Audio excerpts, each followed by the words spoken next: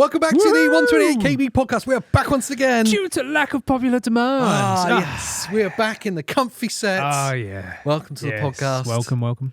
This is your weekly dose of all things gaming, which is probably actually going to be more than weekly now. Yeah. But changing things again, even though we put out announcements on every channel saying these dates are when things happen. Well, it's dawned on us that, especially like when CES is happening and we know that Switch 2 is going to happen any second, when there's loads of stuff happening and we want to kind of like deep dive into topics, that we probably need to be doing more coverage of those things in this kind of format where we can like share with you what we know, but also like kind of discuss it and deep dive it a little bit more. Yeah, absolutely. So this kind of podcast format probably needs to be more than once a week. Yes.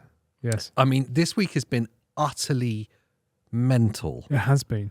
There's been so much going on.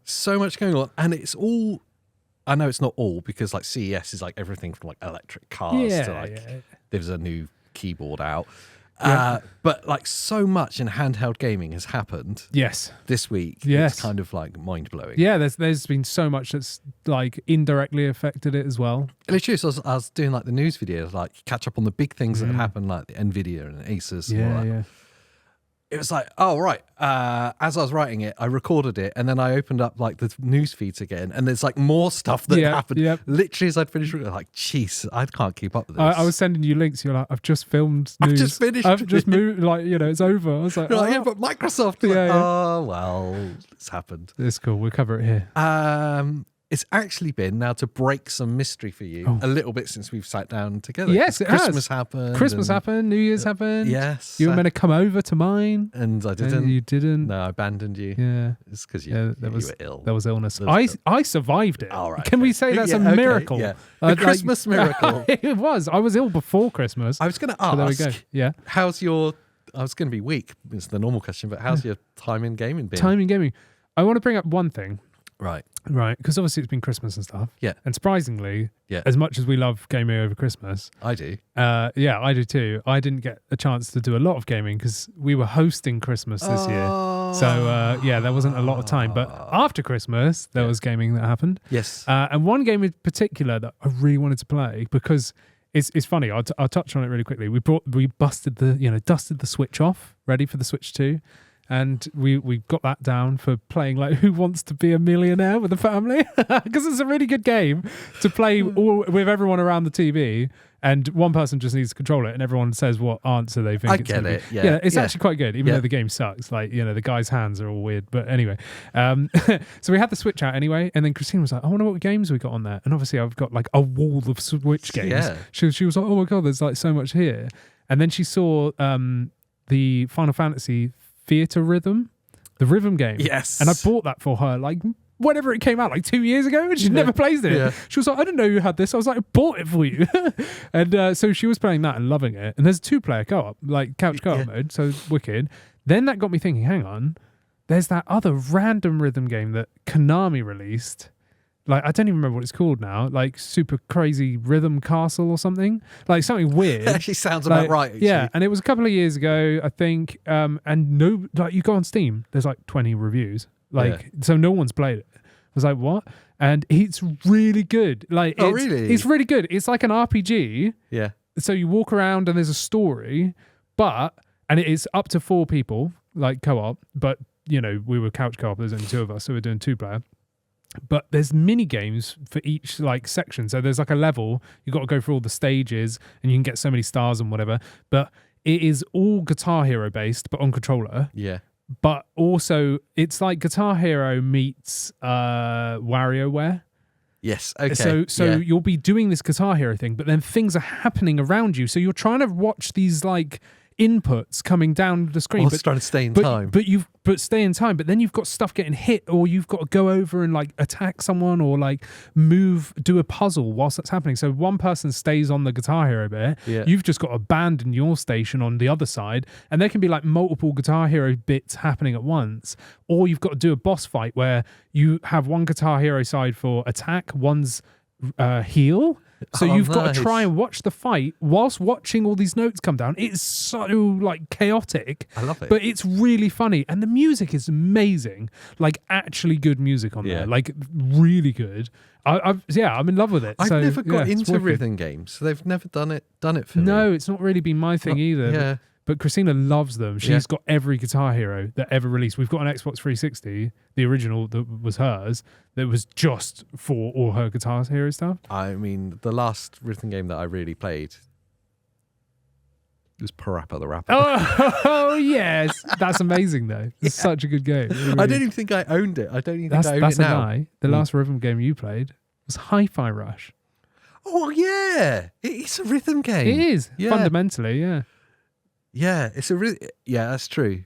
It's a rhythm game masquerading as like an action platformer. Yes. That's a cool game. Yes. They're like back in back. Tango Gameworks. Tango Gameworks. Obviously, Krafton bought them, but there was an announcement. I think it was yesterday or the day before. It was a couple of days ago. The studio's like actually back in like full development mode. Wicked. Which you know what that means? Yeah, we're gonna get Hi-Fi Rush. I'm so happy about that because I was genuinely upset when Xbox just went bye. And like sold them off or whatever they did. Or they were going to close them and then they got bought out. Yeah, so I'm really glad because Hi-Fi Rush is really good.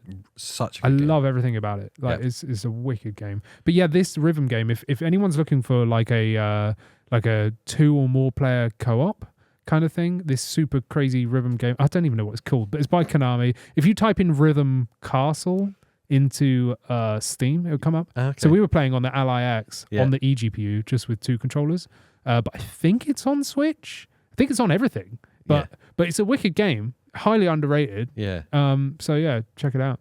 I didn't ask, but thanks for asking, Andy.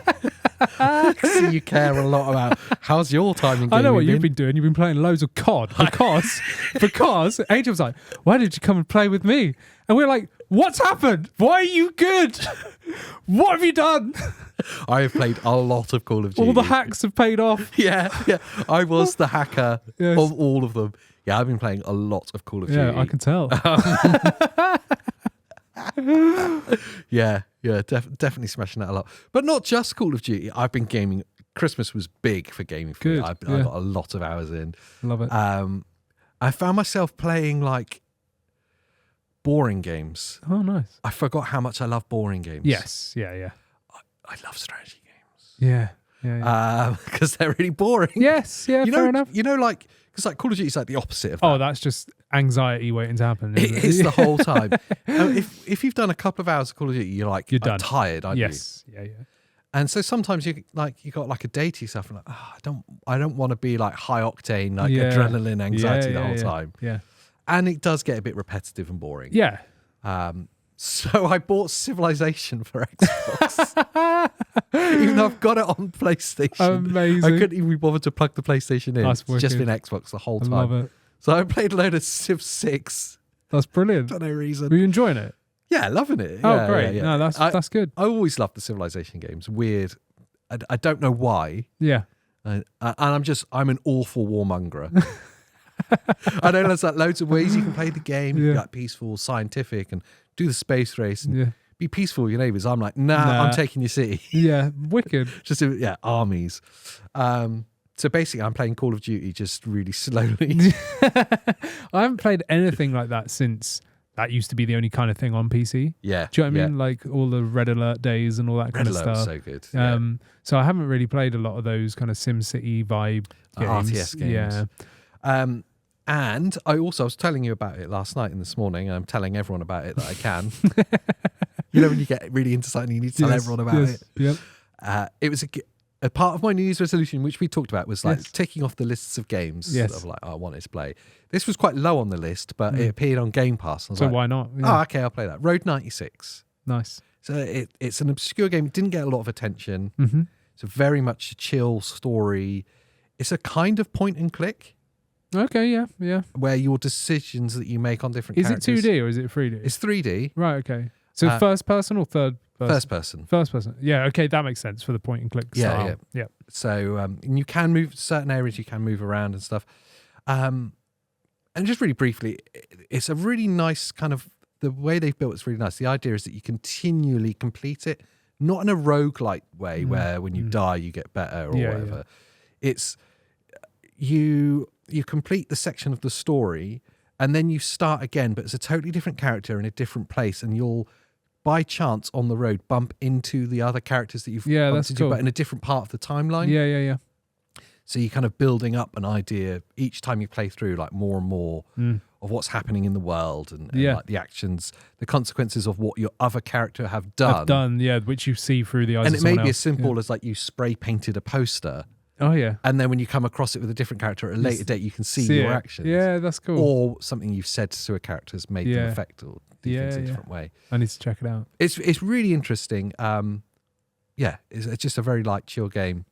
And I've been really enjoying kind of like ticking that one off. It's nice though, isn't it? Go like trying different game styles out, and then like clicking with stuff like that. Yeah, like there was some kind of, I say point and click, and it instantly makes me go, ugh. Yes, I know exactly what you mean. Yeah, like, it's going to be boring. Yeah, but there's loads of games like The Banishing of Ethan Carter and stuff like that that I feel is basically a point and click. Like even though it's a 3D, like kind of game, it's a bit slower. It's just about unraveling the story. That kind of thing. I love those kind of games. Yeah, they're cool. So it kind of gives me not in the same genre, but a bit like the Dark Pictures anthologies. Yes, I was going to say, is it like a little bit like that? Yeah, because I love those kind of games. Yeah, so you're in the story. It's first person, 3D.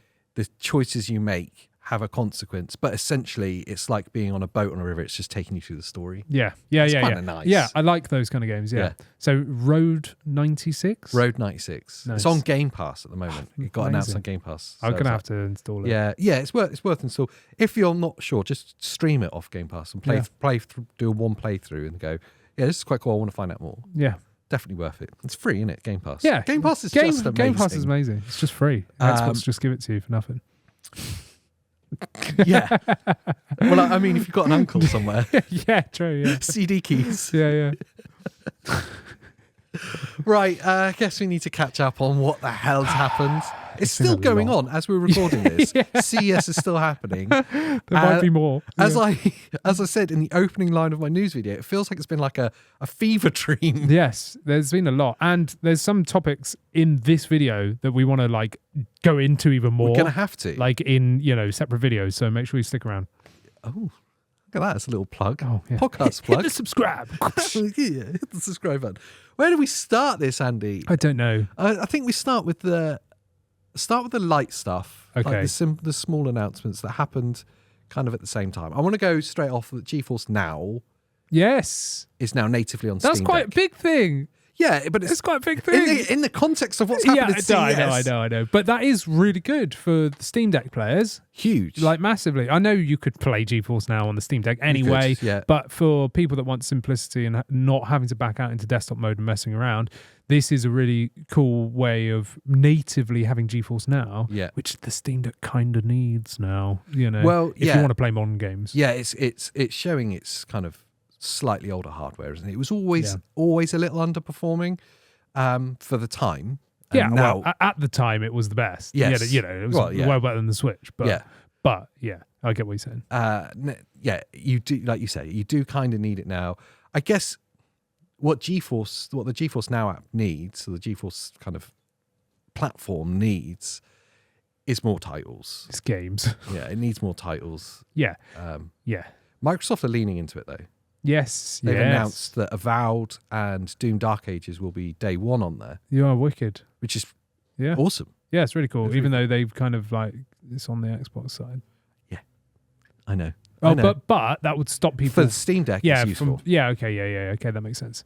Yeah, I don't know why I've always got my back up a bit about GeForce Now. I mean, especially with the changes they made of like 100 hours max. It's expensive, it's kind of and they are like you say, they've limited the amount of hours you can have within one subscription without paying extra. And I think some people have a misconception of what it is. I've seen so many people on Reddit and comments on Facebook and stuff like that where people literally think you sign up and get access to these games. Yes, it's not Game Pass. No. You have to own these games. Right, so you've got to pay for the game, and then you've got to pay for GeForce Now, and you're buying it on that system. Yeah, so it's not great. No, it's not great. But let's just say you've got Steam Deck, and you wanted to play Doom Dark Ages, it's brilliant. Now you've got a perfect way of doing it, and you'll get the best performance as long as you've got a good internet connection. Yes. So it's far from perfect. Yeah. But it does add a bit of longevity to the Steam Deck. Oh, 100%. Yeah, and again, it's effectively like having an eGPU that you're renting. Yeah. But with an internet connection. Do you know what I mean? Like, it is exactly that. Yeah. And especially for Steam Deck users that play docked, this is going to be wicked because you can play with like a really powerful system, on Nvidia's side. It's one of the big things they talk about. 4K 60 it will support to an external, obviously external monitor with the Steam Deck. Yes. So if you've got a decent TV, you dock your Steam Deck to it, and now you're going to play. That's an amazing experience. GeForce Now goes up to one. Is it 4K? No, I don't know if it's 4K or 1440p or something, but up to 120 FPS or something. Yeah, I think at 1440. I wonder if they will do a Steam Deck mode of 800p 90 for like Steam Deck OLED. Handheld. Yeah. So for like, because obviously Steam Deck OLED's got a 90 hertz panel. I know Steam Deck LCD is only 60, but I wonder if they'll do like a Steam Deck OLED mode where you can do like 800p at 90 FPS or something. Be intrigued. I'm kind of curious about the future of the Steam Deck now. With SteamOS, we're going to talk about that. Yeah. With it being now available, or it's coming this year, and it's been announced. Coming soon. Being available on other PC handhelds. Yes. Do they even worry about the Steam Deck? Oh, well, you think they're not going to make a Steam Deck 2? Is it not a possibility that they won't? It's a possibility. It out there. It is a possibility that they won't, because they won't need to. I mean, ultimately, all the Steam Deck was a way to get people to buy more games. It was just SteamOS. It was SteamOS. That's all it was. Yes. And effectively, this has been in development for like 10 plus years with the original Steam machines. Yes. They've just expanded upon it. So now they've recreated Steam machines by letting handheld gaming become this big thing without them, and now they're like, oh look, SteamOS, buy all our games, give us money. So I get you, but I think they'll stay in the game personally because people trust them. And that is a big thing, like there was a lot of distrust around the Steam Deck. I was one of them. I thought that's not going to get supported. Oh, I remember. $300 too much. You titled that. I titled that. That wasn't me. So don't blame me for that one. One of the most disliked videos we've ever done.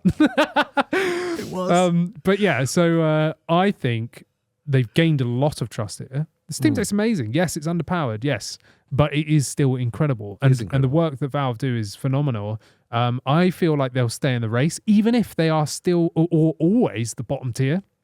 I think they should stick to what they've done with the Steam Deck, where it's an approachable price, very easy to understand. It's a badge as well, which is really, like you say, about the trust and easy to understand. Yeah.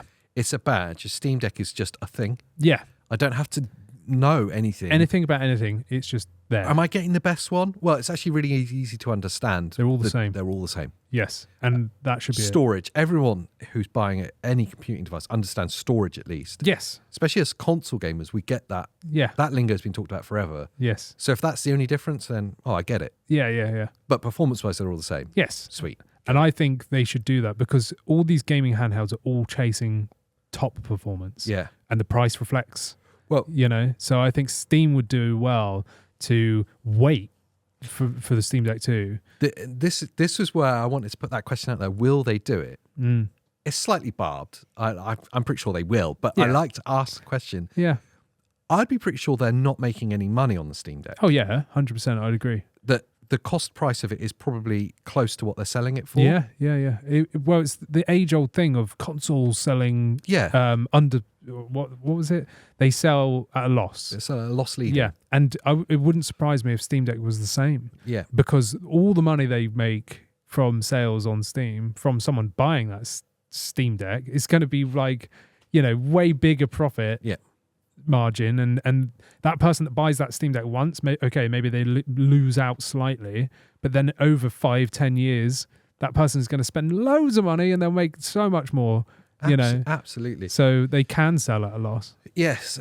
So if they're to continue their kind of market positioning of being like an approachable, affordable PC handheld or PC handheld type machine, yeah, like financially, it probably doesn't even make sense for them to worry. Yeah. there's less need for them to get a loss lead in the market if everyone else is now distributing SteamOS on their handhelds. Yes. Oh, actually, we don't need to.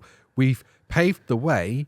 Now everyone else is going to run with it. We don't need to worry. That's true. But then that opens the doors for stuff that we'll potentially see of rubbish ones, and then people are going to be like, this sucks, Like what happened with the Steam Machine. Yeah.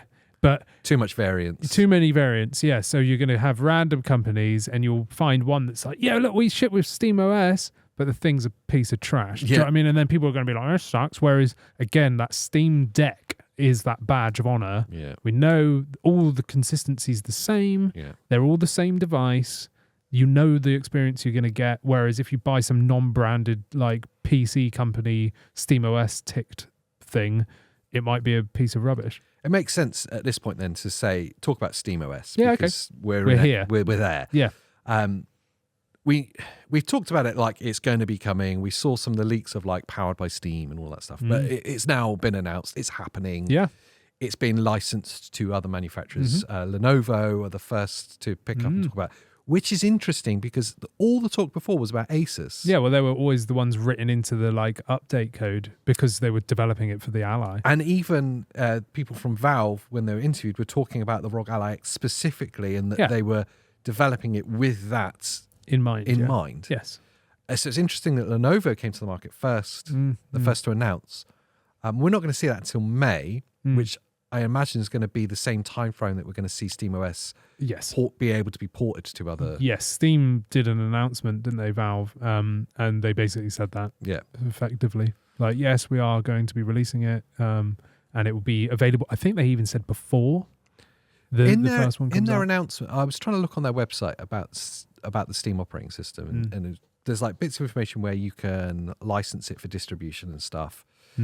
The Steam, everything about this has been about handhelds, but has there been any talk about like console basing it? Not like, obviously just putting it on a PC. Yeah, there's an amount of people that have like mini PCs and stuff that are just hooked up to a TV all the time.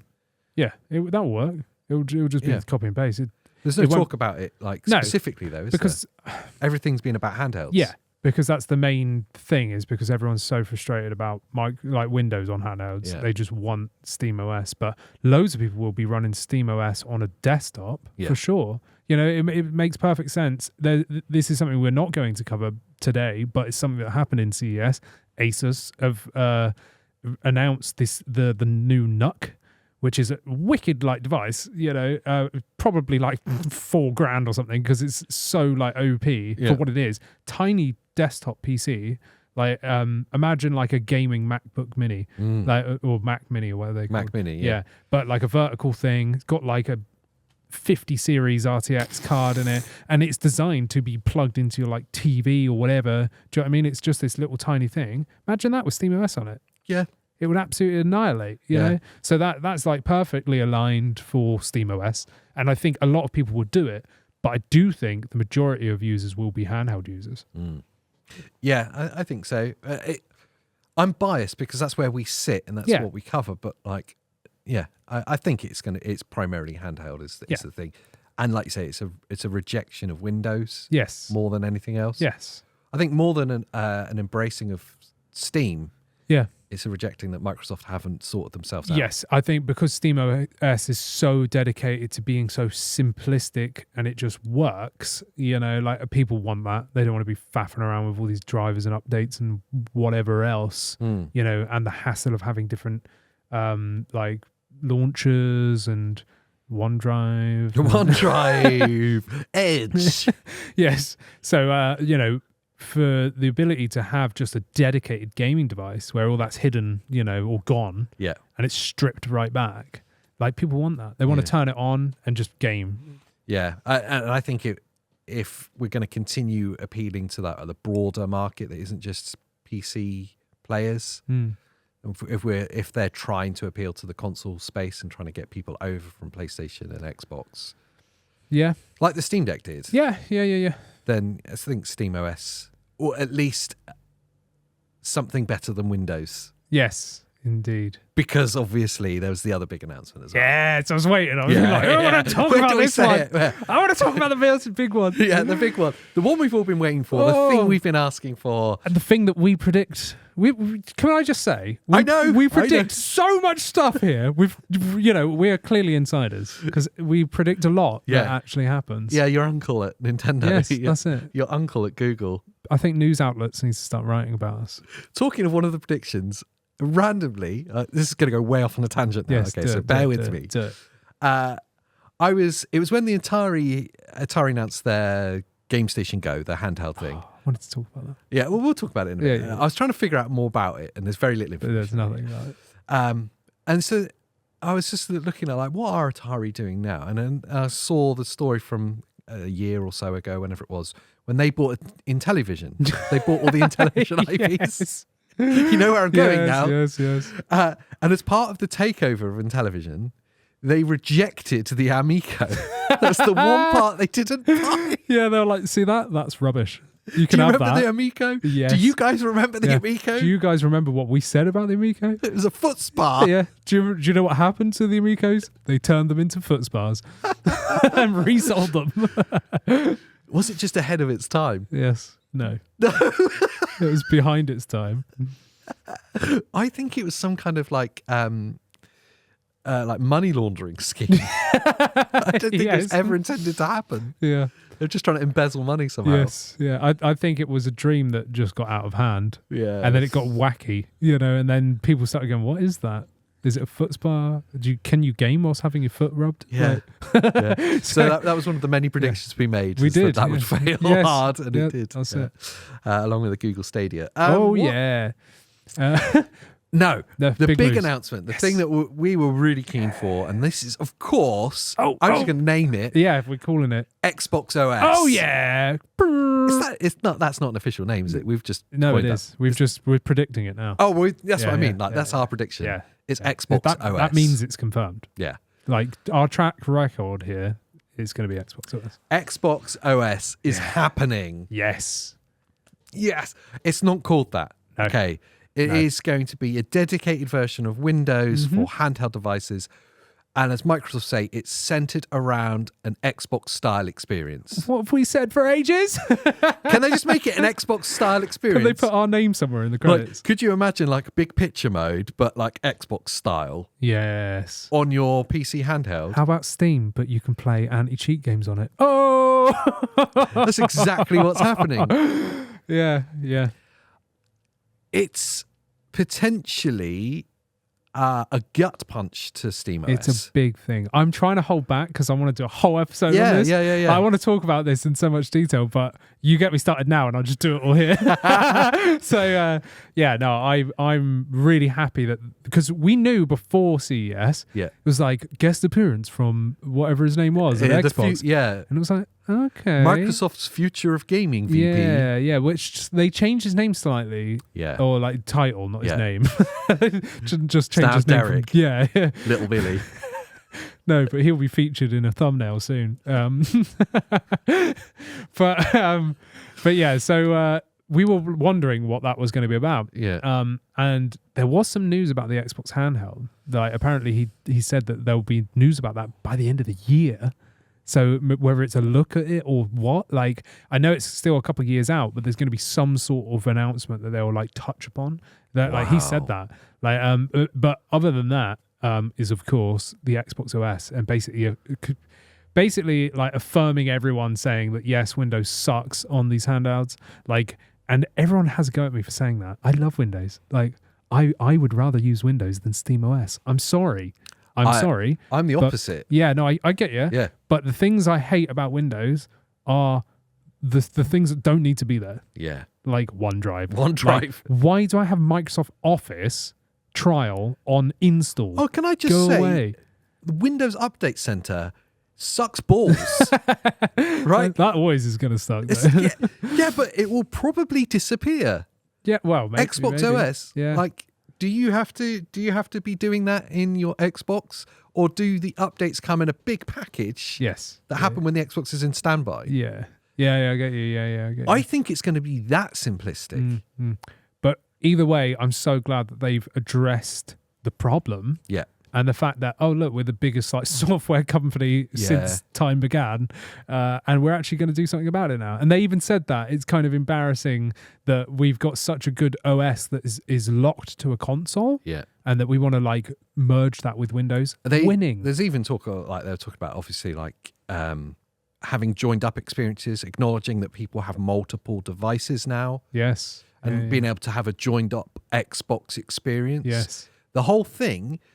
Going from them being a bit of a meme, like this is an Xbox, to when you hear them talk about it, you go, it's actually starting to make a lot of sense. Yeah, it actually will be an Xbox soon. Yeah, and actually, your Xbox will be your experience on all of these devices. From if you, for some weird reason, decide to play a game on your phone, to you then pick up that experience no longer cloud streaming, but now on your Windows handheld. And then you get home and you can then play it on your Xbox or your PC that's running the Xbox app. Like suddenly you'll have the same cloud saved experience across all of these devices. Yes, Oh wow, actually the whole thing starts really coming together. They're making the future. They are. Everyone's laughed at them for a long time, but I really feel like they've been laying their foundation down here. And if they get this right, this could be like the bringing it home. Like, well, and it's also fair play to them. It's an acknowledgement that hardware isn't their thing. Yeah.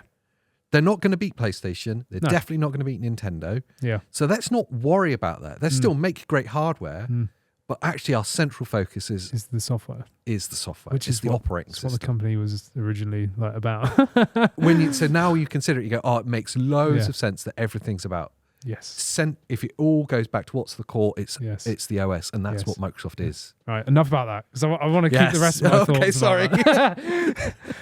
I want to talk about it now, but no. All right, so we're still in operating system land then. So then it makes sense to jump over to Lenovo. Oh, because of course we saw the Lenovo Legion Go S. Yeah. With its 15,000 variants. I was going to say, we've got the S Windows version and SteamOS version. Yes. Different processor types, different RAM configurations. So let me lay it out to you. See if I can remember from the news video. You have the Go S. Yes. And also announced was the Go 2, but that's not released. That was a prototype. Yes, that's the prototype. So there's two different devices. Yeah. Inside the Go S, which is released, is two different processors. Yes. You have the Go S. Z2 Go. Z2 Go, yes, which is exclusive to Lenovo. Yes. Which is worse than the current generation Z1 Extreme, which is also the other variant. Yes. Wicked, which everyone can use. You then have different RAM configurations of those. Yes. And you have different operating system configurations. Yes. And different price points for each, obviously. Yes. The Windows version is only available in white. Yes. And is out for pre-order now. Mm-hmm. And the Steam version is only available in black. Yep. And is out in May. Yes. And they ship with 2240 drives. 2240 drives, but you can install 2280. Yes, and it's quite user serviceable. The screws, I think it is, that you can take the case apart. Yes, we'll be able to take the back off, which is quite nice, rather than having to pry open and. Is there a?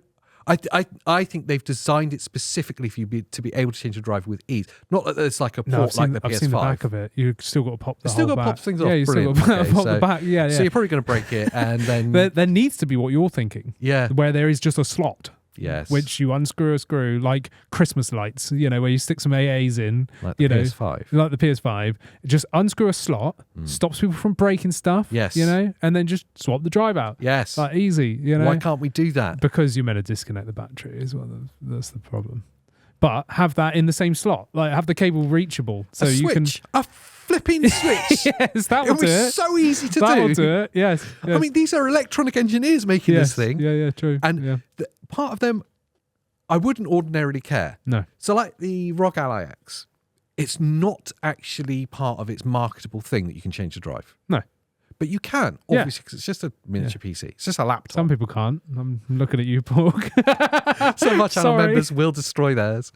But when you market it as a thing, and obviously they're like, okay, you can put the full-size NVMe drives in it, which are better. Yeah. So if you market it, make it easy for people to do. Otherwise, people are going to break it. Yeah. Like me and Pork. I would break it. I love it. They've made a confusing mess. I don't want to be too horrible to them because they're the first to ship SteamOS, first of all, which is an amazing thing. Before we go into that, can we just say what the hell happened at CES with the countdown? Like, what was that about? Yeah. We're there waiting for it. Their website's like, yeah, it's happening in like 15 minutes. Yeah. Comes down to 5 minutes. 1 minute remaining. Yeah. 5, 4, 3. I was doing other things and I had my phone open with the countdown of their big announcement. Yeah. Like, yeah, brilliant. Yep. Like you say, 4, 3, 2, 1, 0, 1, 2. It got to 0 and then started counting up again. Yeah. For like an hour. Yeah. It just kept going. And you couldn't see their announcement anywhere. You couldn't watch it. You couldn't find any articles about it. I tell you how I found out about it. PC Mag launched a rubbish YouTube video. They launched 3 or 4. Like and they were like 1 minute long with some dude doing weird intros. Yeah. Like can I reenact it? Yeah. Oh, hi there. You just caught me gaming. Yeah. On my new Lenovo Legion Go S. Yes. Dude. And he proceeded to say nothing other than conflicting information of what their website said. What? Their announcement was a confusing mess. It was a mess. And it's because the launch is a confusing mess. There's too many variations, too many variants, too many price points, configurations. Just keep it simple, but they can't because they're from... And I'll say this with knowing that I'm going to get flack for it. Because they're from PC land, they think that the broad space of customers can understand all of this confusing information. Yeah. When it's just not the case. Yes. We're not there. Yeah. But obviously they are just aiming at selling just there. Yeah. Yeah. Their announcement was so confusing that the guy from PC Mag who was at CES hands-on couldn't relay the information without contradicting himself video to video. Yes. Yeah. So we're there trying to understand it. I'm like, he's just... Right, okay. Yep. Okay, so eventually their website updated and we got the information. It did take a lot. Their press website was awful. It was terrible. It still is. It's the same. They haven't changed it. Like days on, they haven't changed it. Yeah, it was very confusing. I think the really confusing part, actually, more than the variants, is the price points on the variants was very unclear. At one point, they were saying it will start from $400. Yeah. Which just isn't the case. No. You can pre-order from the Lenovo site today. And the base spec PC version, which is the one you can pre-order now, is £600. Wow. I've got a feeling it's like $500. So we're being shafted as always. Oh, we're being really shafted then. We're always shafted though. So it is an 8-inch 1920 by 1200 display, so 16 by 10 again. Yep. Just can I say I don't like 16 by 10? Do you? I'm the opposite. I like 16 by 10. I know you do. You get more like screen space in the same size area. It just gives me 4 by 3 vibes. Yeah, I get you. And the thing is the good thing about 16 by 9 is you can have a smaller device even with a bigger screen. Yeah. So the thing that got me, I know I'm like tangent in here, but when I had the Steam Deck OLED and then I got the Ally X, it was like the Ally X seemed so much smaller because obviously I've lost like vertical space. Yeah. But it made it way more portable because of the whole thing's smaller. It feels more like a handheld. Yeah, but ultimately when you're playing a game, if you've got an 8-inch 16 by 10, it feels a lot bigger than an 8-inch 16 by 9. It does, yeah. And I get the advantages. I just feel like in hand, it feels like I've got some kind of 1980s 4x3 device. Yeah. Like a weird Atari emulator, let's say. That's how it looks. Yes. But maybe I'm just kind of a bit stuck in the past. Yeah, maybe. In that sense. Yeah, maybe. It's 120 hertz VRR, which is cool. Yeah. That's cool. Yeah. So I'm just going through the specs. SteamOS or Windows variants, 2240, as we've said. Talk about the processors. Up to 32 gig of RAM. Yeah. I don't know what the price is on our top spec version. That'll be the Z1 Extreme 32 gig of RAM. Yeah, so the old gen CPUs or APUs. And how old are they now? 18 months? Oh, easy. Yeah. Yeah, it's a couple of years. When did the Ally Z1 Extreme come out? Got to be a couple of years ago now. Yeah. I think so. I think it was 23. Yep. So, yeah. I'm going to put a pin here. there's a feeling with these announcements, and some of them are really exciting. What is exciting to see is just loads of things pushing into the handheld space. Mm-hmm. But there's a feeling with a lot of these launches that they're like a year too late. Like the specs, and we're like, oh yes, the spec to price point. We're like, why is that acceptable? Yeah. Yes, up to 30 gig RAM. It's got Hall effect joysticks. That's cool. The smallest tiny weenie wiener of touchpad on the right hand side. Yes, it's cool to have a touchpad. Yeah, trigger stoppers. The thing that more than the processor being old or the ridiculous number of variants, the thing that irritates me most with this, 55 watt hour battery or 55.5. Yeah. For an 8-inch. What are we doing? Yeah, and if you're slapping a Z1 in there, you're going to have the same problems that Asus had 2 bloody years ago. Exactly, yes. What are you doing? Yes, because, okay, the Z2 Go chip is obviously the newest variant, right? But it's worse performing than the Z1 Extreme, which in my mind immediately makes it more power efficient. Should be. Because it's using less power. Yep. But obviously it's 2 generations of chips here. Yeah. I wonder how much more efficient it is at the same power. Let's say they're both set to 15 watt. Yeah. I wonder what the efficiency is in the power there. Is 55 watt hour enough there? It definitely ain't with the Z1 Extreme in it. No. Because that's power hungry. Yeah, and a bigger screen. Yes, exactly. Yeah, so bigger screen. And was I right in thinking it's 500 nits? Yes, I think it was. Seems dim to me. Yeah, it does seem dim. Yeah, that's weird. And the other thing, which maybe that's how they're saving battery. Maybe, yeah. I mean, it's sincerely. Yeah, no, like, it might actually be the way. Yeah, but this comes down to the problem I have with it's LCD. Yeah. So this is my issue with 16:10. Is when you're forced into some games that don't support that, then you'll be playing in 16:9.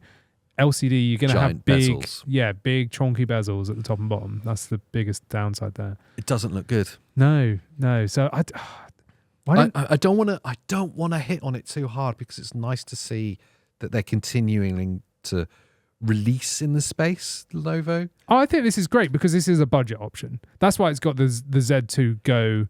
Like, I know the price point doesn't reflect that. No, it doesn't. Like, it doesn't reflect that. 16 gig Z2 Go in it, the Windows version, £600. So much less spec. Yeah. And in the same ballpark of price point. Just get a Z1 Extreme Ally. Which would like $400 or something. Yeah. They slashed them at Black Friday and they just haven't put the price back up. Yeah. But I've seen that the Ally X has dropped to $750 already. Yes, there's 50. Yeah, it's still expensive, but it's only 150 quid more. Yeah, it's true. And you're getting 24 gig of RAM. And double 80. The battery life almost. Yeah. It's just not all there. It's great to see SteamOS porting being distributed on it. That's not till May, and I've got a feeling that might be a fuzzy date as well. Yeah, I feel like it wasn't specific, was it? No. Was it like May the 13th? It was like sometime in May. Yeah. So they did also announce and show the prototypes of the Go 2. Yes. This one's a bit more... yes. Yeah, a bit more impressive. Obviously, this is their flagship, so we'd expect it to be more impressive. It's the bigger brother. No word of... I want to say it straight over because it was the big elephant. No word of SteamOS on this. No. They just talked about Windows. Yes. Which is interesting. Why? Because I feel like SteamOS... Are they pitching SteamOS as the budget option? Yeah, I feel that's what I was feeling like because obviously it's going to be free, isn't it? Like... I imagine maybe it's not because maybe they've got to work with these companies to develop to make sure that it actually works with that device. I bet you have to pay, I bet there's a cost to distribute. But just for the development to make sure that it actually works on that device. So maybe it's not free, but I imagine it's probably cheaper than Windows. I would have thought so. So maybe they're seeing it as a budget. You now have an 8.8 inch screen in the Go 2. Same as the original. Yeah, 144 hertz VRR. And it's OLED. Yes, OLED VRR. Right. Wow. Have they made a big mistake? We'll find out when they launch it. Is it not OLED and it's a mistake? That feels it could be, considering how well this press launch went. Yeah, that's what I was going to say. Yeah. Is it just, have they just overlooked the fact that OLEDs have problems, or they just don't care because OLED sells? Yes. Or have they fixed OLED VRR flicker?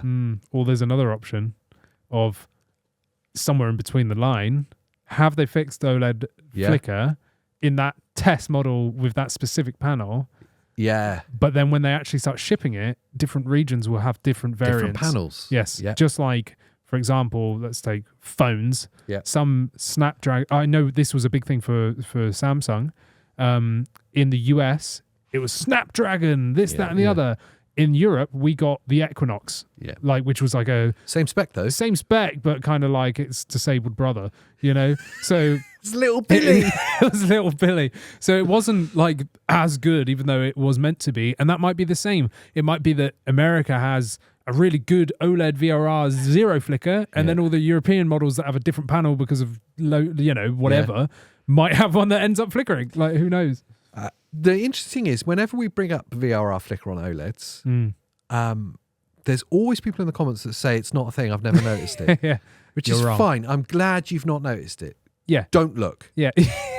Well, they either don't notice it because they're just unaware of it and they don't know what they're looking for, or they've not experienced it. They might be, because some panels don't. Yes. Yeah, there is a 10% margin where. But like, if you're curious, we're not the channel to show you it because it's like proper science, and we're not smart enough. But like, just Google it. Oh, have a look on YouTube. Yeah. There is like proper deep dives on VRR flicker with OLED panels, and how it's an unsolvable problem. Yes, because of it's just how OLEDs. I'm just going to plug that channel's direct one. The Artings, RTINGS, I think it is.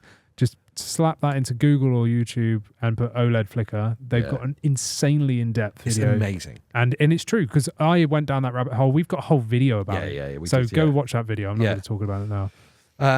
But so it's a 144 hertz VRR OLED panel. So it's going to be really interesting. I hope that they fixed it. Yeah. I don't want to bash on this at all. Like, this sounds wicked. Beautiful. Yeah. Like, I've seen someone on YouTube playing on it, even though loads of people at CES were like, we're not allowed to turn it on. Oh, yeah. Someone stuck a video up of them actually using it, like playing Spider-Man 2 or something like that. No, not Spider-Man 2. Miles Morales. Yeah. And it looked really good. Yeah. You know, I couldn't see through the footage there if it was flickering. Yeah, you wouldn't be able to see it. No. Yeah. But it looks really cool. And it comes with the actual APU that everyone wants. Yes. Which is the Z2 Extreme. Z2 Extreme. Yeah. Now, correct me. Yes. What is the integrated graphics in it? It is the 890M. 890M. The current Z1 Extreme is the 780M. Yes. Yeah. What a faux pas. Yeah, AJ in the news video said 780. Yeah, it's fine. And I just corrected it. I noticed because it's still in my notes here. Don't say that. Oops. 32 gig of RAM again, but faster RAM. Yes. 7500 now. Yes. Because the Z Go... The Go, what is with these names, man?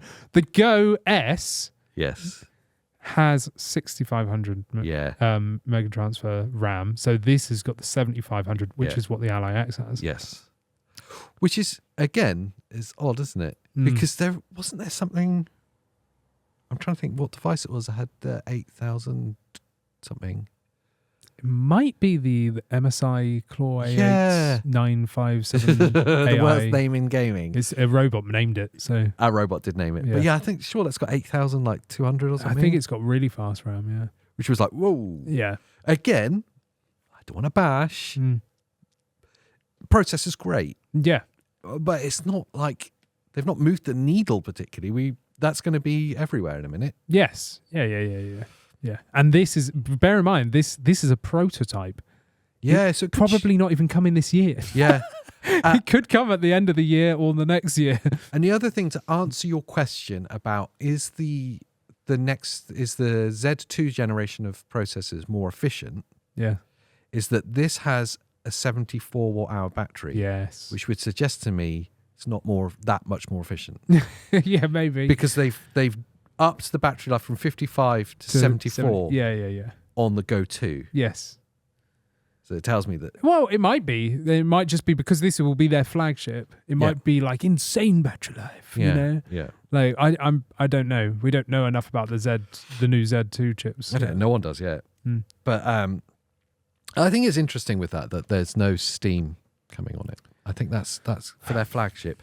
It might be though. It might be, but surely they would have said. Yeah, I would have thought so. And they actually have a spec sheet on their website, don't they? And it does say Windows, and it shows directly next to it the specs of the Go S, and that says Windows and /Steam. Yeah.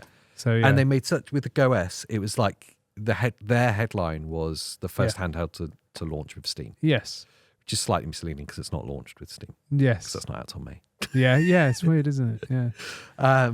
It worries me that SteamOS is going to be pitched at the budget. And it doesn't worry me because as we talked about earlier, is that Xbox OS is coming and that's probably going to be better.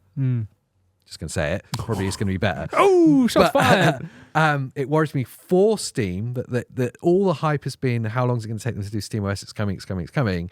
And when it comes, all the manufacturers end up distributing it on their budget device. Yeah. That's going to be disappointing. Yeah. I feel like that might be the way. Have our flagship or the crap version with Steam on it. And Steam ends up being associated with the crap ones. Yeah, the crap ones. That's what I was trying to say earlier. With it being like people were going to buy these crap ones and think they'll associate that with Steam. Steam's rubbish. Yeah, not with the actual device. But I feel like that might be the case because anyone that's going to be buying a flagship should know about PC gaming. That's very true. And then they can install Steam themselves. Yeah, very true. Do you know what I mean? So you've got the option then of, I would rather it come with Windows myself because then I don't have to buy a license. The versatility of it, yeah. And then I can just sideload SteamOS or flash it or whatever. Do you know what I mean? Or get like a save point or something. I feel like it is an absolute move to make SteamOS the budget option to try and entice console gamers into a Lenovo that probably have a Lenovo notebook or something and go, I know that brand, and go and buy that. You know things that are relevant as soon as they launch? Yes. There's some of my most fun things in the world. Yes. I do love irrelevance. Yes, indeed. Can we talk about Acer for a second? Oh, no. What have they done? What have they done? Again, I want to deep dive this in another video, but... Yeah. Oh, my days. The Nitro Blaze 8 and 11 were announced. I thought the 7 was a joke when they announced that 6 months ago. Yeah, but now the same specs, 8 and 11. Oh. So they sit as a family, the 7, 8 and 11. And they are identical almost, apart from screen size and some very small. I actually had to see if it was April 1st. It was that bad. It was that bad. The 11 is the most ridiculous looking thing I've ever seen. It's like a dinner tray. It is. It's massive. 11-inch just on the screen. So think about the handles on it. It's got detachable Joy-Con handles, controllers. You had hands-on in your news video. I did, yeah. It wasn't photoshopped at all. And with an 11-inch panel in between, and obviously all the processor and battery and everything, it wobbles. Oh, it's horrible. You see it, and it's flexing like, that's not good. But all the controls are at the top. Yeah. And then you've got these weird nunchucks sticking out the bottom of your hands. It's like, do you know what it looks like? It looks like it's from a science fiction movie that was made in the 1960s. Yes, it does. Yeah. Oh, computer, set course. No one's going to use that. 11? No. Yeah. No. Because... Right, the point of a handheld is that it makes it way more convenient. Yeah, not inconvenient. Not inconvenient. I can't imagine what the weight distribution is going to be like. There were some videos of it. Again, I think PC Mag were hands-on. Yeah, but they were... PC Mag are funny, right? And I'm just going to come out and say this. They don't make a video for 6 months and then they drop 5 in one day? Yeah. But they were so unapologetically polite about it being rubbish. I know. That I was like, just say it's crap, man. I know you've got the guy over your shoulder. Yeah. Look at you. Oh, look at it compared to a Steam Deck. And they were like, oh, we don't know what this is going to be like, but it could be okay. And it's falling apart in their hands. It's like, no, this looks awful. All right, let me run down just the list of specs and then we can be disgusted at the price. Top end. So the 8 and 11 were announced. It's an 8.8 inch and an 11-inch version with a 55 watt-hour battery. On an 11-inch. The 7 and 8 inch version are 144 hertz. Cool. Display. The 11 inch is 120 hertz. Yes. Wicked. Why the difference? 780M again, GPU. A whopping 16 gig of LP DDR5X RAM. Yes. That's what everyone wants now. 16 gig between the system and the GPU. Yeah. Looks like a giant, badly designed iPad. And it's got a camera on it. It's got a camera. Yeah. Is it just the tablet they've stuck controllers on? That's it, yeah. We are looking at a Q2 release, and the 11-inch version is a cool $1,100. Why? For 16 gigs of RAM on a 780M You GPU. could literally buy a Z1 Extreme Ally for like $400, and it would be the same, if not. You could buy 3. Yeah. But you know what's worse? What? I saw people's reactions on the internet, and 99% of them were the same reactions as us. Like, Yeah. that is rubbish. What is that? What is that? You know what the other 10% was? Wow, this looks cool. Really? Like, Yeah, it looks hideous. I wonder how much of that is Acer themselves.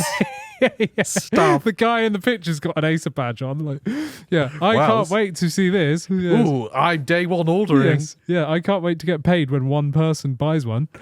Again, It's hideous. a bit like the Intellivision Amico. Yeah. It feels like, is this just a way for them to waste some money? What were they thinking? Have they even looked at, do they think they're the first handheld on the market? Yes, they do. because the specs would suggest it's 2 years old. Yes. Yeah. The price would suggest it's the first thing ever. Yeah. Yeah. And also it suggests that they've not spoken to a single consumer Yes. in developing this, because Yes. no one has asked for an 11-inch screen. Just make it 32-inch. And exactly. And I can't imagine anyone picked up an 11-inch screen and went, "Oh, that's really cool. Yeah. No. Yeah, I'm just going to go on the train." Yeah. Like, what are you putting it in? It's going to need its. Yeah. It's the size of a laptop. It is, yeah. It's no longer convenient or portable. I think what they've done is they've seen kids with iPads. I reckon the guy that developed it has got like a kid. Maybe. He's got like an iPad Pro. Yeah. It's like, that looks cool. Yeah. Like, it's like, no, it doesn't, mate. Like, No, it really it's doesn't. really not good. And the branding is horrible. I'm sorry. I've really never liked Acer Nitro branding. It's all like horribly, like, it's worse than MSI. It's like those shirts you used to get in the early 2000s that were flamed. Oh, I had one of those. I bet you did. I did, yeah. I did, yeah. When you got off to listen to the Offspring, it was Yeah, like, yes, you know, yes, yeah, that's it, yeah. Acer is stuck in the early I might 90s. have to bring one of those back just for the podcast. Can you wear one, Yeah, please? I'll dig it out. That I had when it's funny you say that, you know, because I was wearing one of them when I was about 12, 13. Yes. That was the last time I wore baggy trousers, like baggy jeans. And today, for the first time in like 20 years, Baggy jeans are back, baggy baby. jeans are back. Yeah, that that's it. and Acer are back. I mean, yeah, okay. I want to round up CES so far. Can we just drop in the last one? The last handheld. Have I missed one? Yeah. Oh, Atari. The Atari! Oh, It's got a number pad. It's got a knife and fork. It's got a telephone receiver. Yeah. It's got like a what are they called? Those ball mouse Yes, things. it's got like a trackball. Trackball, that's it. It's got a dial. Yeah. It's got a D-pad. Yeah. It's got a number pad. It's got Bop It on the back. It's got all of those bits I get because it's obviously going to be like Atari emulation. Yes. Yeah. It's made by My Arcade, and Yeah. they make those. Like, if you don't know, like those like miniature arcade machines you get in like game stores. That, Yeah, but like discounted to a tenner. yeah, no one ever buys. Yeah. I've probably bought ones at some point and stuck it somewhere. You definitely have. I've Yeah. seen it's in your other room on the It shelf. is, yeah. You buy it, it's like 10 quid. It's got one game on it. Yes. It's rubbish. Yeah. Tiny screen. They do emulation, so it's obviously all those things are like from Atari games of some point. So like, okay, get it. The bit I don't quite that makes me a little bit intrigued is it's got shoulder buttons. Yeah. It's got two bumpers and two triggers. Yes. And I can't think of a single Atari game ever that has used those. No. So why are they there? Don't know. But there's like an SD card slot for what they said was firmware updates, and they kind of made like a wink at that. Yeah. Firmware ROM updates. Yeah. Yeah, drop your illegal ROMs here, boys. Atari would never sanction it. No, but what I mean is they might release like indie games on there or something. Like, you know. Oh. Like, who knows? I was trying to think what they're called. Evercade. Evercade, yes. That's interesting. Do you know what I mean? Like, that could be the way they're For those of you who going. don't know, Evercade released a handheld like retro console and then a home console version and sell cartridges, and it was licensed like retro games that have been like reported onto this thing with modern hardware. It's really cool. Yeah. It's very niche. Super but then niche. they also started to release like new games from like indie developers that were off the same kind of style, be like pixel art kind of platformers and stuff. Onto these cartridges. These cartridges, so you can play it on your like retro emulator device as well. All licensed, so all above board, and like a great way of preserving some of these older games. And it was right up to like the 16-bit kind of era. Yeah. So you had Atari, then like Master System, and then like the kind of 16-bit era as well. So that has happened, that there's been this distribution of kind of indie games. So perhaps that's what Atari are aiming at with My Arcade. Yeah, that's what I feel like could be a thing, because there is an SD card slot, which makes me think like you're going to be able to download stuff. It would be There's genuinely interesting for browser. Atari to actually do something. Yes, yeah. I think it's cool because it's so different. Yeah. It's not just like another like Acer like random drop of a Windows handheld. Yeah. This is a unique, like it's actually got all the controls you would need for any of their retro games. Yeah. So this could be wicked for people that love retro titles that are specifically Atari, you know? Who knows? It is interesting. I'm just curious to see what those shoulder buttons do. Of course, we saw Nvidia. Yes, we did.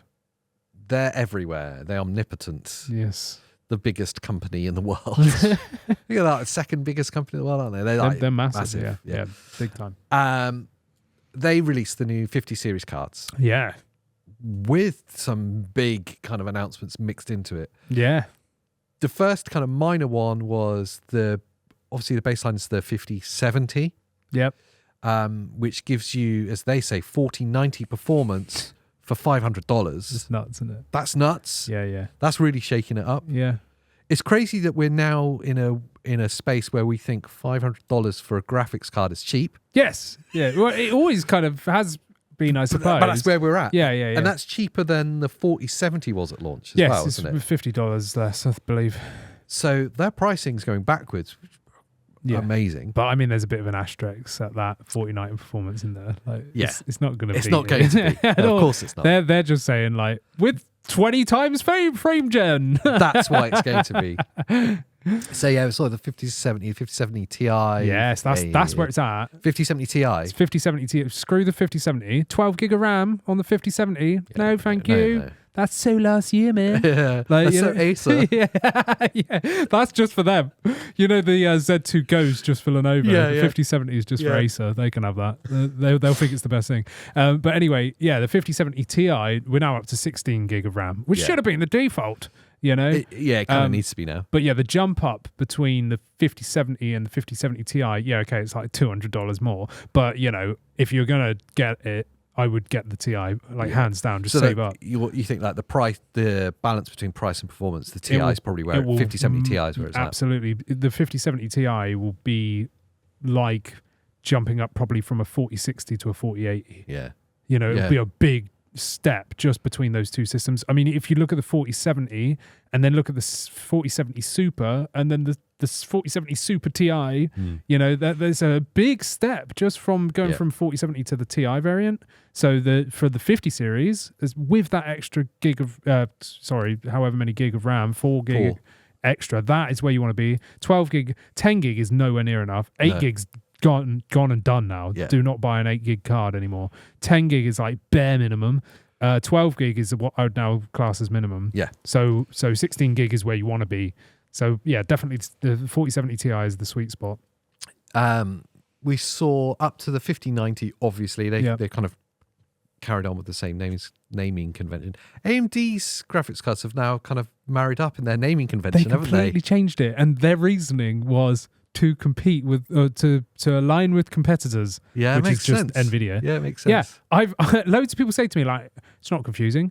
Are you joking? Like AMD naming system is insane. Random fact: the CEO of Nvidia, Jens, whatever his name is, Anyway, he is first cousins with the CEO of AMD. So they're like around the dinner table at Christmas, like they're related to. Yeah, really annoyed at each other. Two of the biggest and when you're talking about graphics developers, they're it. Yeah. They're like top of the line. Top of the line, and they're related. So he's copying his homework, basically. Wow. From a distance. Yeah. I don't think Nvidia need to worry about anyone. No, they're they so don't. much, of course so much bigger and better than. And AMD have already said we're not trying to outperform on top level now. Yeah. They're going to stick to the budget side, which they do incredibly well. Yes. So and especially, you know, when you look at their APUs, they're like wiping the floor with Intel. Yeah. But yeah, like I think that's really good. If AMD, they still will be pushing really good cards with great performance, but they're going to try and stick with the more like budget friendly options and try and outperform Nvidia in the lower class. Yeah. Which they have for ages anyway, to be fair. The 1590 anyway, the top of the line Nvidia card it starts from 2000 or 1999. Is 19999999999. And how many RAMs gigs has it got? Was it 32? Yeah, I think it's got 32 gig of RAM or 34. It's something insane. It's absolutely mental. It is absolutely mental. The price point, once we start getting the individual variants from the different manufacturers. Oh yeah.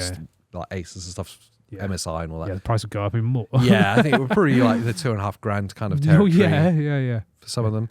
Yeah. But it depends on what you're doing, doesn't it? I suppose if it's going to be worth it or not. The thing that kind of really blows my mind with it as a whole package is the DLSS 4. Yes. That was announced at the same time, which is specifically for the 50 series cards, although some parts of it will work on the other generations. Yeah, DLSS 4 will be available across. It's just the multi-frame gen. Multi-frame gen. That will be 50 series locked.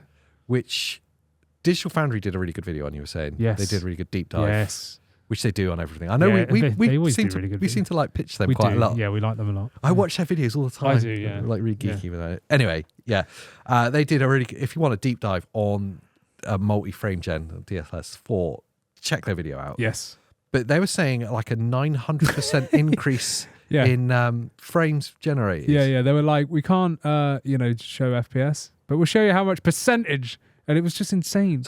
So, to get your head around that means a 9 times increase what they were getting as a frame performance. As a base rate, which is nuts. And there's different stages of this multi-frame gen. Insane. So with the 40 series, you've got frame gen, which is just 2 times frame gen, right? With the 50 series, this multi is because there's actually different levels that you can like choose. Yeah. So you've got 2 times, which is from the 40 series essentially. Which is also being upgraded, by the way, with this new FSR. That's AMD with DLSS 4. So you got 2 times, you got 3 times, and then you got 4 times as well as native. So that's what they were showing, the percentage increase, and it, like going from 2 times was like 250% or something like that, with the upgraded one, and then 3 times was something like 700% increase or 600% something like that, and then this 4 times was 900%. I was like, what? Now there's going to be a real divide at this point. Yeah. Between with gamers, there's going to be those gamers that like really embrace this and go, wow, we can get now huge performance in a super efficient way, and it's going to make games on slightly underperforming hardware in the future be able to do amazing things. And then there's going to be the other camp now, and I've seen this discourse already happening. There's going to be the other camp that go, all it allows for is poorly optimized games to run in an artificial way, and it doesn't even feel like I'm getting that frame. So some of the criticism now of frame gen is that, yes, it says it's 120 FPS, but it still feels like 45. So, this is a tough one because I turn off frame gen when I'm playing on my eGPU. For that reason? Not necessarily for how it... I suppose that is kind of the reason, Like, there's 2 reasons. Visual artifacts upset me. On a handheld screen, it's not too bad. Like if I'm using AMD frame gen, it's forgivable. Like on a 7-inch or whatever. But on like a 77-inch OLED, like, I'm looking at artifacts here and they're inescapable, like currently. So I turn off that, but also because you've got to have a stable base rate of frames, right? Yeah. So you can't turn a 10 FPS game into, or let's take a 15 FPS game into a 30 FPS game with frame gen. You can't just double it and then it'll be okay. It will still just feel like 15 FPS. Yeah. And this was the issue I was having with, I think it was like Miles Morales or something like that. I was using frame gen and I was trying to max out the game or whatever game it was I was choosing. And the base frame rate was like 30 FPS.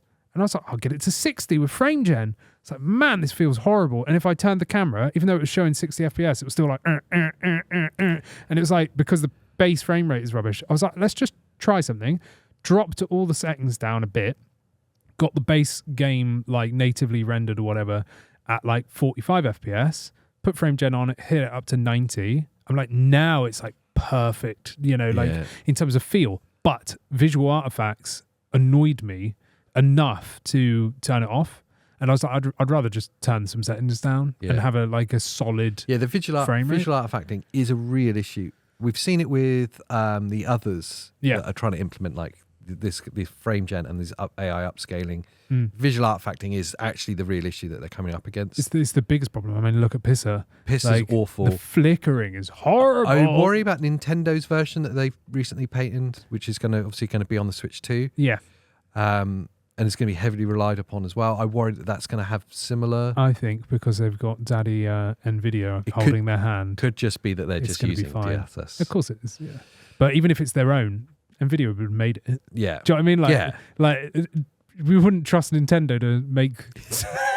They can't even get Pokemon to work. Do you know what I mean? I know that's Pokemon Company, but come on. Yeah, it's absolutely true. But yeah, but this is the thing, going back to Digital Foundry.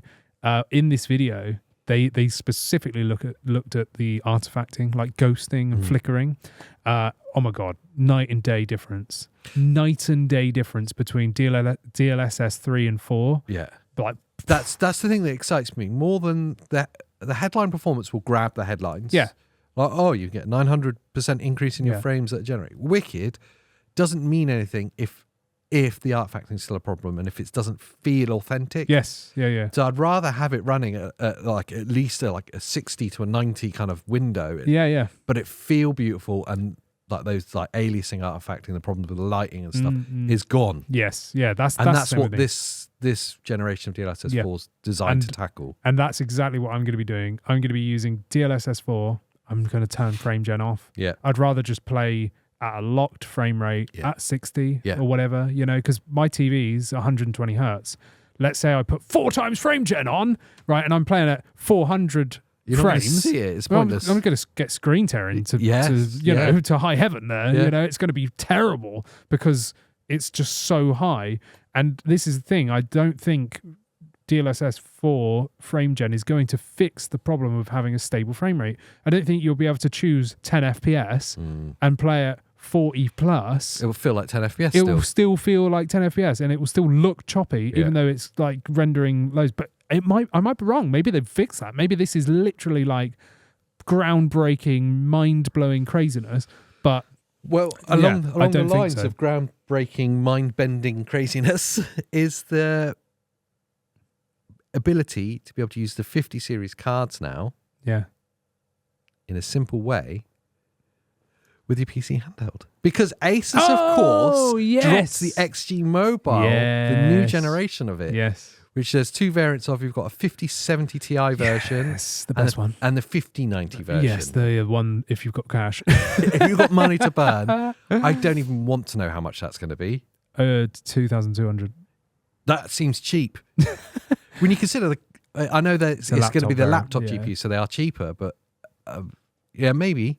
No, they've said that. Is that been announced? I didn't realise. They said it. It's a quote from Asus somewhere that I saw. Wow. From some Do you have a handle on what the 5070 Ti? 1,200. So it's $1,000 more for the 5090. That's a lot of money. Though. That's a lot of money. 1,200 when you think the base 5070 Ti card is $750. It's obviously the price is going to change over time. Yeah. What's super exciting to see is what this is going to open up. Firstly, Thunderbolt 5. Yes. We've been waiting for Thunderbolt 5 to be released on things for a while. Yes. That shows us that the next generation of the ROG Ally is going to have Thunderbolt 5. Yeah. It's obviously going to be designed to work. Yeah, and if not, at least USB 5. Yeah. Yeah. Yeah. But it will be Thunderbolt 5. Yeah. I don't know if it would be directly Thunderbolt certified because that's Intel, and it will have an AMD chip on the Ally 2. Very good point. But will they care if they're just licensing it? Probably not. But it doesn't matter. Yeah, USB 5 will be the same. Yeah. It would still work. Yeah. Yeah. Opening up that throughput is super exciting to see. Oh, huge. It will open the door to other PC handhelds doing it in their next generations, although most of the big manufacturers have now dropped their current, what they're going to do, and it's not there to be seen. Yes. It feels like they're missing out on what the future is going to be. Yeah. But beyond that, the fact that it's also compliant backwards to the 4th gen means that your current ROG Ally and ROG Ally X is going to be compatible with it. And any handheld that's got yes, of course. USB 4. It's not Asus exclusive. Yeah. The ability to future-proof your device. Yes. But also to do what you've done with your eGPU setup, but without having to build anything. Yes. To build this like ultimate hybrid console that you can play on your big TV and then just unplug it. But in just a box that you buy, it's everything that we've asked for. Yeah, and that's why it's so expensive. Yeah. You always pay for convenience in life. Do you know what I mean? Like people go out and buy a coffee. It's cheaper to buy a pack of coffee and make it yourself. You've known from building your own eGPU setup from like the chassis down to the controller. Yeah. How hard it would be to build that the size of a paperback book and keep the GPU cold. Yeah. Oh no, there's no way. You can't do it. You can't do it. So you're going to pay for that technology, that cooling. Yeah, it's and obviously cost money. Asus have that resource to develop something like this. Yeah. And I was really sad when they discontinued the XG Mobile. Yeah. Because I was like, that's such a good product that they wasted. Like it feels like they should have adapted it. And we kept saying to them you should make an eGPU. Please make an eGPU. We're going to be doing some videos on it. And we were saying that to Asus. And they were like, yeah, whatever. And then obviously all of a sudden they've come out with this, which is brilliant. Yeah. Because it's not locked like frickin' XG Mobile was with their weird little claw connector, which only 2 things in the planet worked with. It was so stupid. It was stupid. It was. It was a stupid waste of resources. Whereas this is brilliant. This is brilliant. Yeah. I'm really excited for that product because it opens the doors up for so many people that are really into PC gaming but do not have the know-abouts, because loads of people don't build PCs. You've got to remember, there's a lot of people that just buy pre-builts. And that's okay. I'd probably say the majority. Yeah, but that's okay. You don't have to be tinkering around and breaking stuff, so setting them on fire. Yeah. But yeah, so I think this is wicked. Yes, you are paying a premium, but it's going to be supported for a start on Asus products. It's got Armoury Crate software. So yes. I want to do a video on this, a bit more deep dive. So if you want to know more of our thoughts there, then go there. But this is a brilliant move. And it will future-proof for the longevity of the 50 series cards and beyond. Yes, yeah. You could happily buy the 5070 Ti I saw version. a negative comment on when I did just the news part of it, just touching on it. And someone put, future-proofing for these YouTubers means 4 years. Yeah. And I was like, well, yeah, that sounds about right. Because after 4 years, we've moved on a lot in technology. Yeah. I mean, with the DLSS 4 now, I mean, you're probably future-proofing for 6 to 8 years, a console generation life now. But realistically, if you're looking at next gen... If you're the kind of gamer that's wanting to be pushing the boundaries all the time, which is the kind of person that's going to buy this, then 4 years, you're looking to move on anyway. Yeah, because 60 series would be out. And then the other thing that's always missed in that is unless you've set fire to the thing, in 4 years, it's still worth something. Yes. Yeah. If you were to, what Nvidia GPUs were released 4 years ago? 40 series. Was the 40 series? Yeah, I think so. Was it? Was it 30 series? The 30 series. Yeah, it would have been 30 series. Would have been out at that time. Yeah. Let's just say you had the top end 30 series card. You could still sell that now. Yeah. And get something back for it that would contribute to the next step up. Yeah. So it's still worth something. Yeah, I don't unless these people are hoarders and they've just got like stacks of GPUs. I don't have every GPU I've owned in the past 20 years. No. I've always sold them. And if you get more than 4 years use out of it, then you've definitely had your money's worth. Yeah, It probably is worth nothing. But, if you get into 5-6 years, the world's moved on. Yeah. But they're always worth something. I could take my 3080 out of my editing PC and sell it. Yeah. Which is probably what I'll do. Yeah. But yeah, so... Yeah, I thought it was a real throwaway comment. I was like, that's really weird. Yeah, people were weird. But we're talking about we're basically just talking about a graphics card. Yeah. And external, a dedicated graphic cards, we're talking 20 odd years they've been in existence in PCs? It was post-millennium that they really started becoming a thing, wasn't it? I started building PCs early, mid-noughties. And I was buying external discrete, GPUs then. That would have been like the first generations of consumer, because before 2000 it wasn't a thing. Yeah, I think it was late 90s for like the Voodoo stuff, but that was like right at the beginning. Right at the beginning. Yeah, like so serious. My point being, you're talking 20 to 25 years that consumers have been buying them, and then you're in the same breath you're saying that 5 years isn't enough for future-proofing. It's like, well, that's like a quarter of the time that they've existed. What are you talking about? Yeah. I know what you're trying to get at. Yeah. Stupid thing to say. It is a stupid thing to say. But again, I can kind of see if they're like, you're paying all this money only for 4 or 5 years. But that's the thing with DLSS technologies and stuff. It might be They'll be relevant for ages. Yeah. Loads of people are still using 10 series cards. Yeah, of course. And they're still relevant. Yeah. They'd be struggling now, but they're still there. I see people with 1080 Ti's and stuff still chugging along at 540p. But it's amazing. Yeah, it's wicked. So you could totally buy one of these. I mean, if you bought a 5090 variant, that will be future-proofed for a long time. Yeah. But I would argue that the 5070 Ti would be the same. Yeah, you could buy a car. Yeah. And the 5070 Ti version at the same time. Same time. Yeah, I would advocate that one all day long. Yeah. It was a really exciting announcement, the XG Mobile thing. I've asked Asus specifically if we can get hold of it. Can we have one to try? Yeah, and please? they said, yeah, as soon as it's out. I'm going to lose it in my house. Can we have 2, please? Yes, yeah. My dog ate it. Yeah. Just exciting to see that. It was one of the things that kept coming up with our channel members and in the comments as well, was people saying, with your eGPU setup, I love the idea of being able to play my ROG Ally on the TV. Yeah.